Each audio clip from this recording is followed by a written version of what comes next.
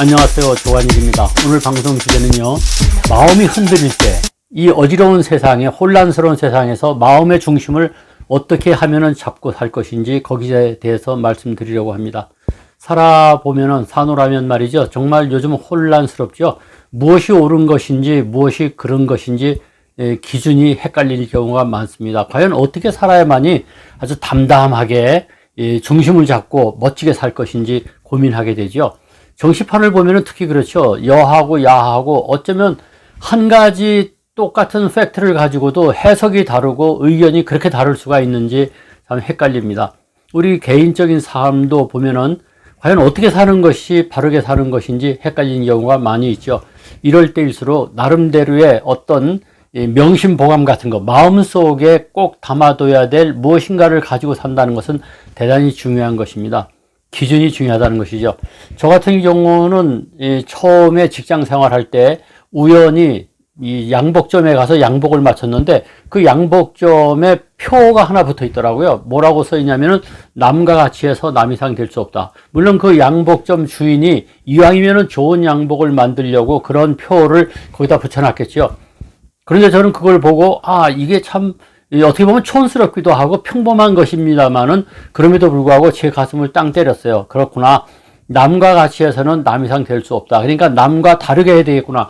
그래서 그것을 실천적으로 행동에 옮긴 것이 바로 책을 쓰기 시작한 겁니다. 그렇게 해서 첫 책이 나오고 지금까지 62권의 책을 쓰게 된 동기가 바로 거기서 부여됐죠. 우리가 사노라면 말이죠.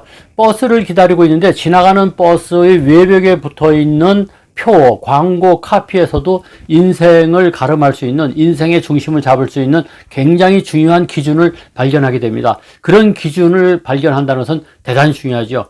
그래서 오늘은 그런 기준을 과연 어디서 또 발견할 수 있을까 이렇게 생각하다가 책 한 권 봤어요. 마흔에 읽는 한용운 책은담.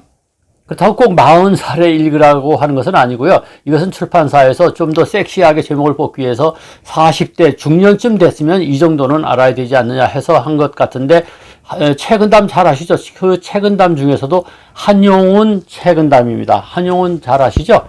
이 한용운 씨는 잘 알다시피 민족 대표 33인 중에 한 사람입니다. 3.1 운동 때 그런 분이 민족 대표죠. 만해 한용운 스님입니다. 그래서 민족 대표 33인 중에 한 분인데, 이분이 책은담을 쓰신 거 잘 모르시죠? 책은담이라고 하면은 잘 아시다시피 중국 명나라 말기에 홍자성이라는 사람이 쓴 어록집입니다. 이 유교를 중심으로 해가지고 불교와 도교를 갖다 가미한 처세법을 경구적인 그 단문으로 350개 정도를 만든 것이 책은담입니다. 책은담이 어떤 뜻이냐면, 책은 식물의 뿌리란 뜻이죠. 책은 식물의 뿌리와 말씀한다는 담. 그래서 책은담은 뭐냐면 식물의 뿌리를 곱씹어 보듯이 곰곰이 씹어봐야 될 그런 말이다, 이런 얘기가 되는데, 이 책은담이 두 권으로 되어 있어요. 원래 전집하고 후집으로 되어 있는데, 이게 뭐 벼슬살이에서부터 여러 가지 우리 실정하고 안 맞는 게 많기 때문에 이 만해 한용운 스님께서, 한용운 선생이 이 책은담 350조 중에서 우리 조선 말기 사람들에게, 우리 국민들에게 말이죠, 이걸 꼭 알아야 된다 하는 그 애타는 마음을 가지고 119개를 뽑아서 쓴 것이 바로 한용운 책은담입니다.